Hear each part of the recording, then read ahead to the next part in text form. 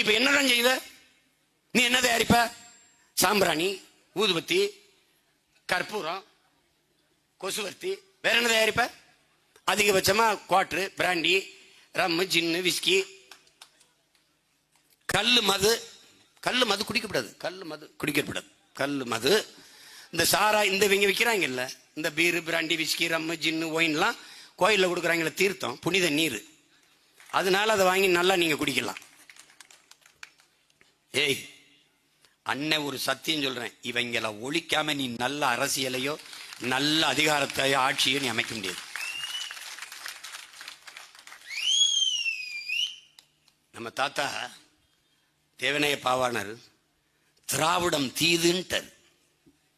முதல்ல திராவிடத்துல தான் தொடங்குறாரு, முடிக்கும் போது திராவிடம் தீதுன்ட்டார்.